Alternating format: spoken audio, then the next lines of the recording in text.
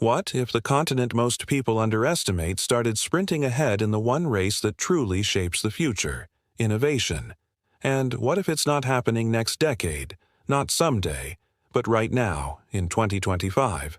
Sounds wild, right? Stick with me, because what I'm about to share will flip a lot of tired narratives on their head.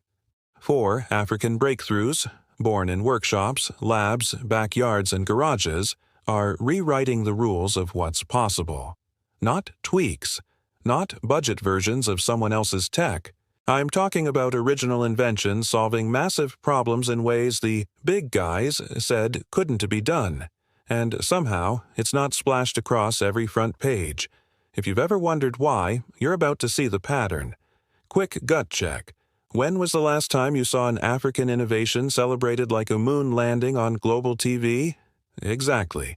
Now take a breath and imagine the story you've heard your whole life. Africa needs help. Africa is behind. Africa is playing catch-up. Heard it 1,000 times? Here's the twist. Those lines aren't just outdated.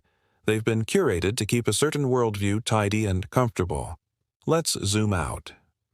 Long before Europe's Renaissance, cities like Timbuktu were buzzing with scholars trading advanced mathematics and astronomy like they were swapping playlists. The very first human-to-human heart transplant, South Africa, 1967. The oldest evidence of mathematical thinking, a bone discovered in what's now the DRC, etched with deliberate numerical marks dating back tens of thousands of years. You're hearing that right. Tens of thousands. Also, the engineering behind the pyramids wasn't just vibes. It required precise astronomical knowledge and logistics that still make modern engineers scratch their heads. Ancient Zimbabwe had complex stone architecture without mortar that still stands.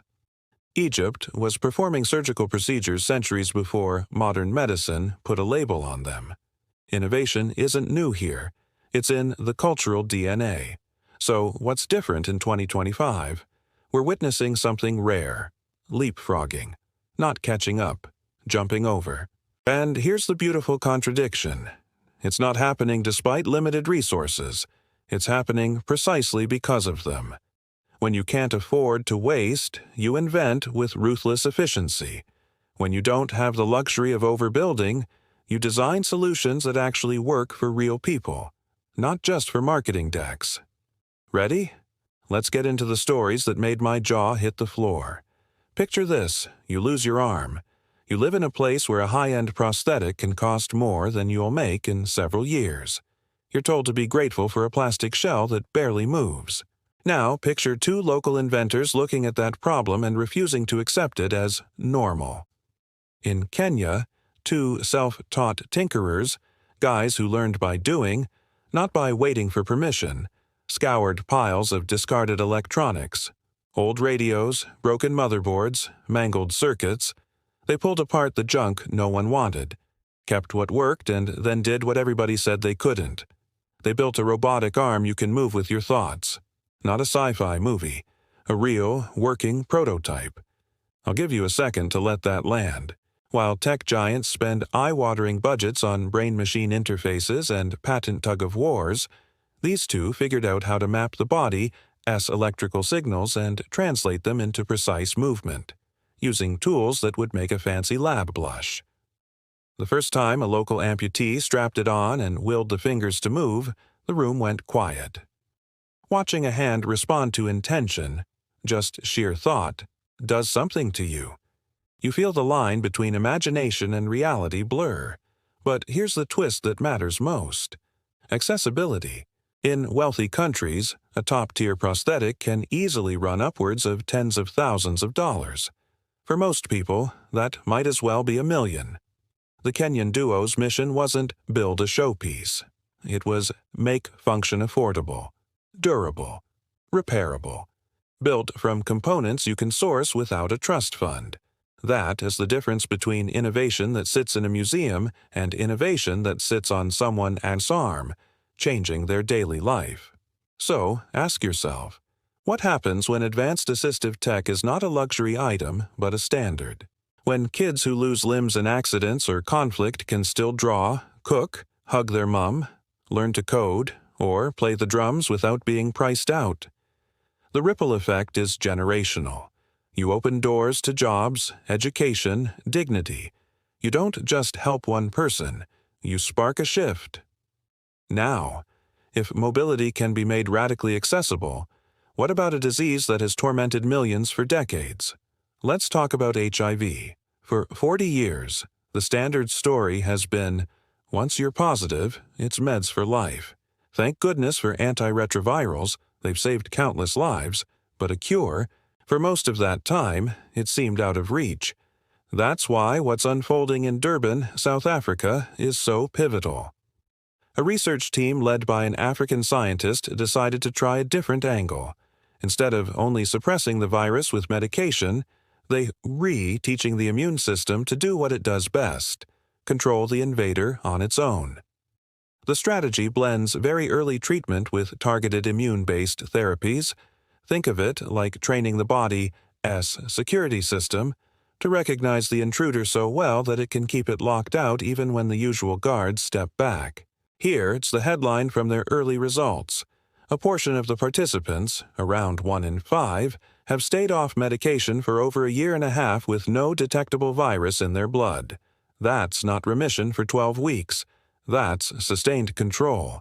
Now, before anyone rushes to declare victory, let's be clear.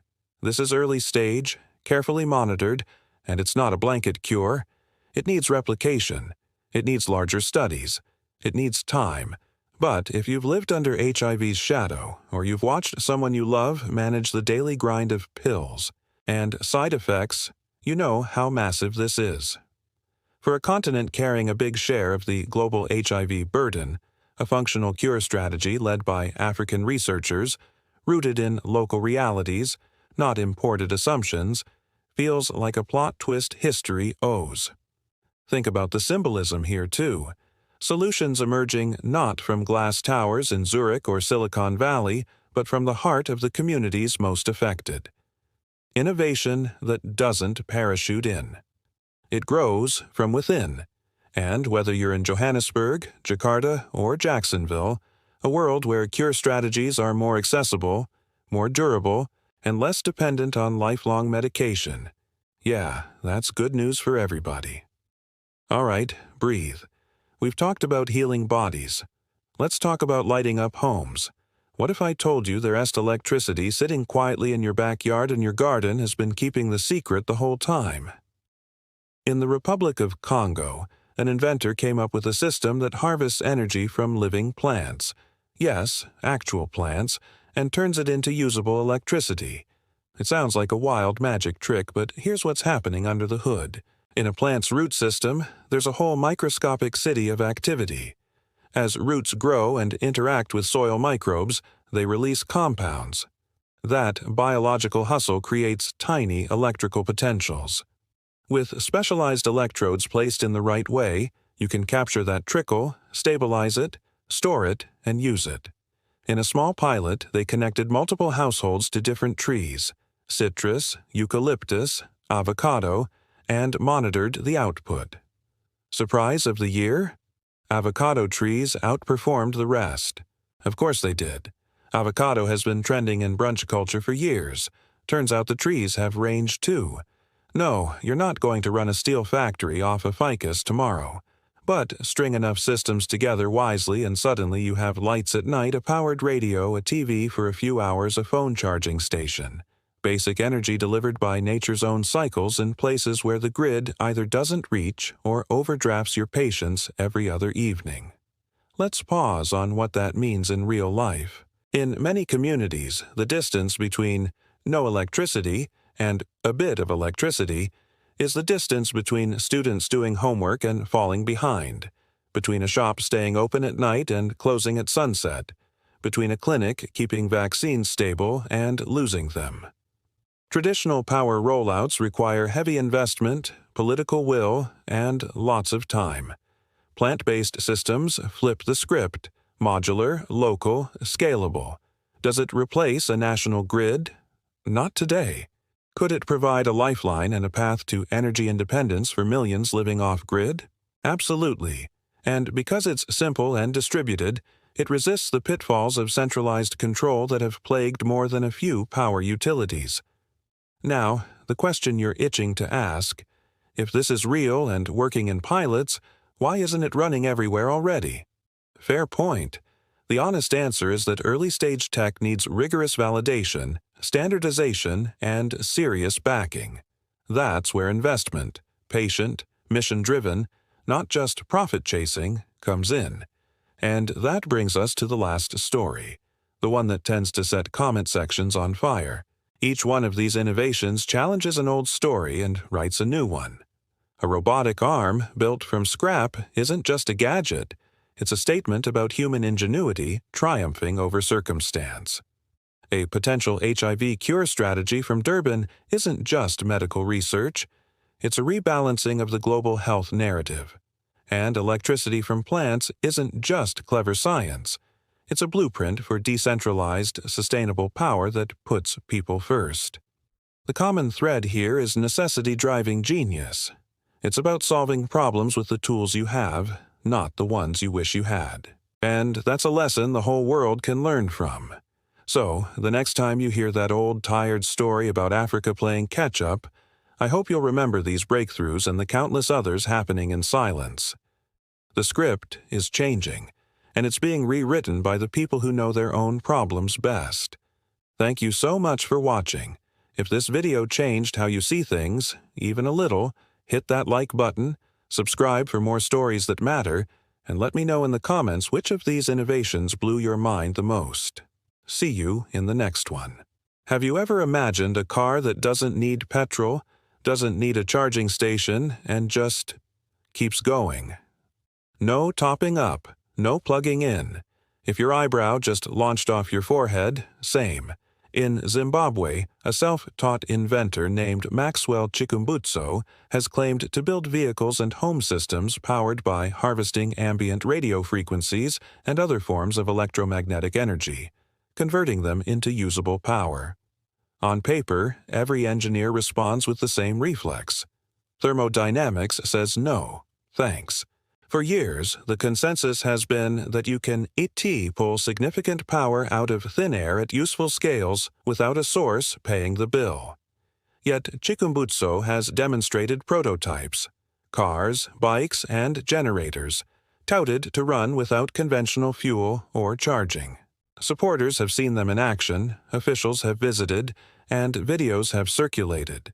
Skeptics point out the lack of peer-reviewed validation, absence of fully transparent third-party testing, and the need to reconcile the claims with physics as we currently understand it. So where does that leave us? Somewhere uncomfortable, and that's okay. Disruption often shows up wearing a costume that looks ridiculous, right up until it changes the dress code. But, and this is important, extraordinary claims deserve extraordinary evidence.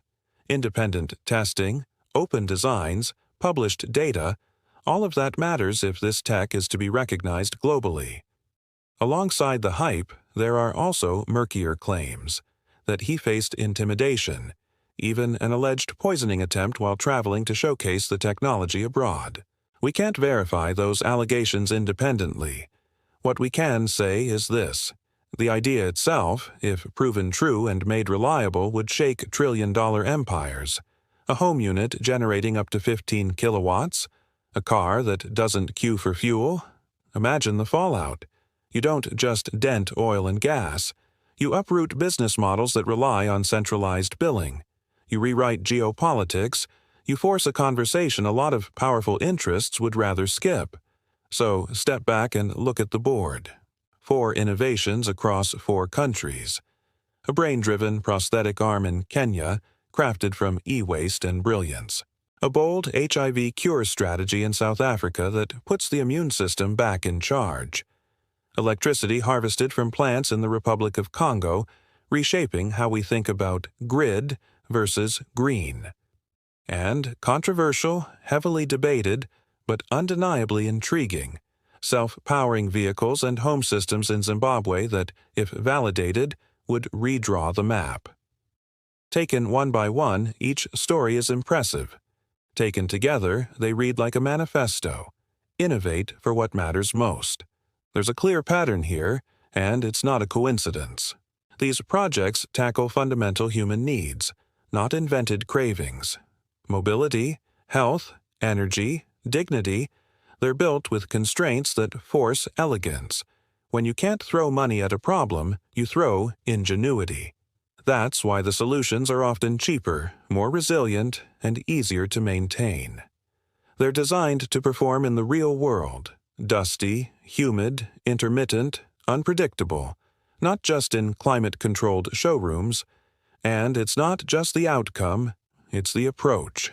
This is bottom-up engineering, user-driven by necessity, built with parts you can source locally, serviced by people who live in the same neighborhoods, not flown in for a photo op.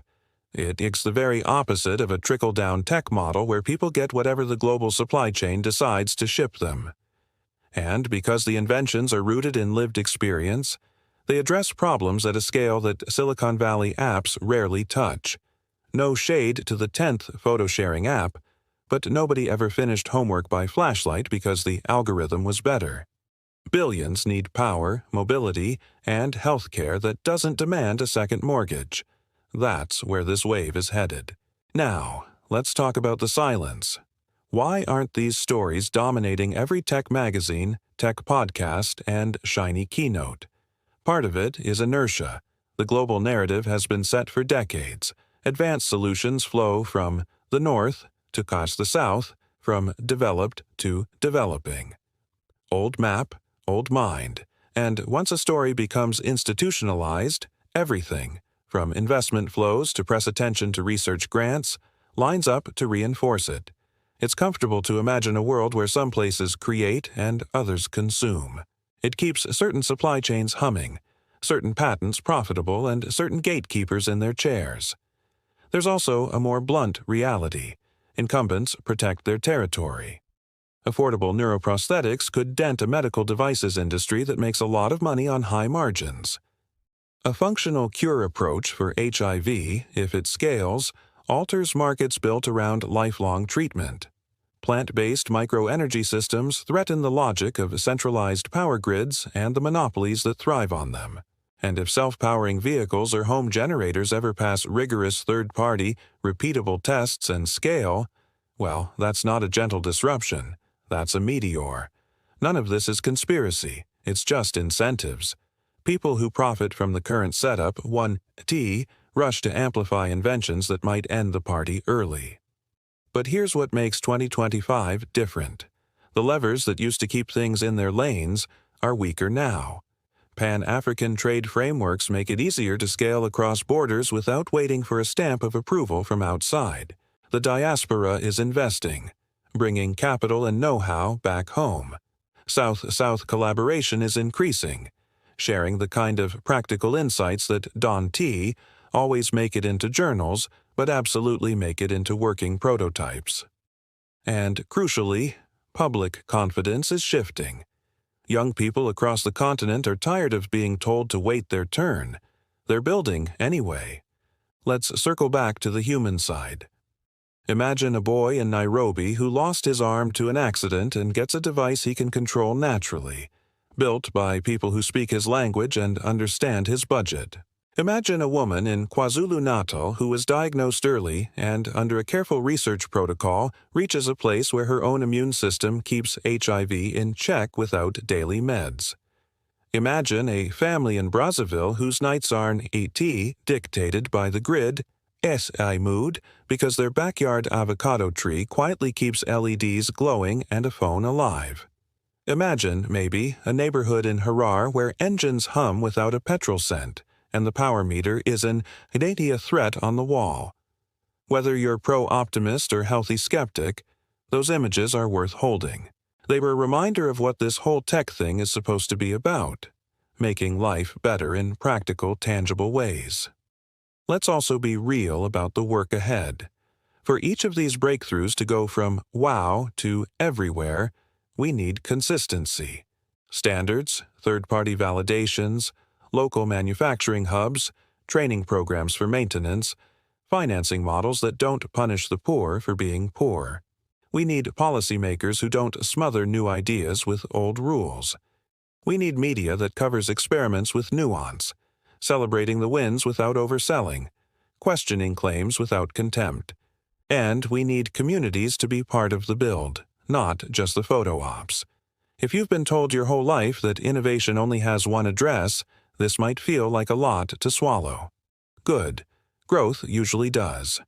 Maybe the better question isn't, can Africa catch up?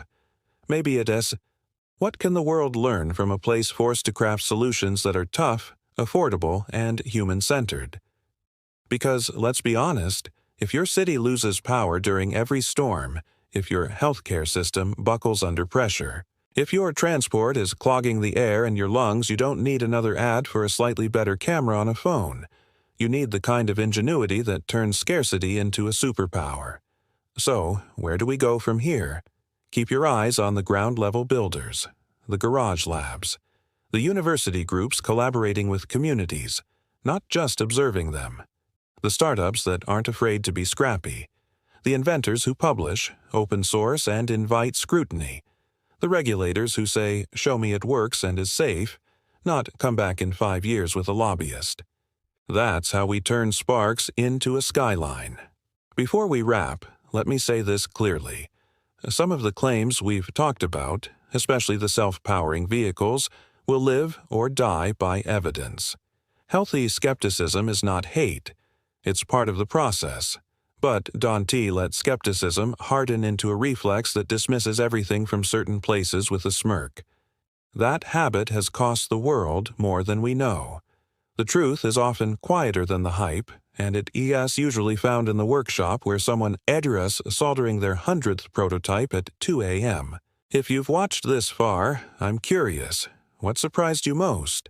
Was it the thought-controlled arm built from tossed-out electronics? The early HIV study hinting at functional cures? The idea of harvesting energy from avocado trees? Or the controversial promise of vehicles that don't need filling stations at all? Drop your take in the comments. And if you want deep dives, data, interviews, the science behind each invention, type the word cure, power, arm, or car so I know which one to tackle next. Let's get this out there. Share this with someone who still thinks innovation only flows one way on the map. Hit like if this challenged your assumptions. Subscribe and turn on notifications so you don't miss the follow-ups. We've got receipts to chase, people to meet, and prototypes to test. Stay curious, stay kind, and remember, the future is being written in places most folks overlook. Don't be the last to notice.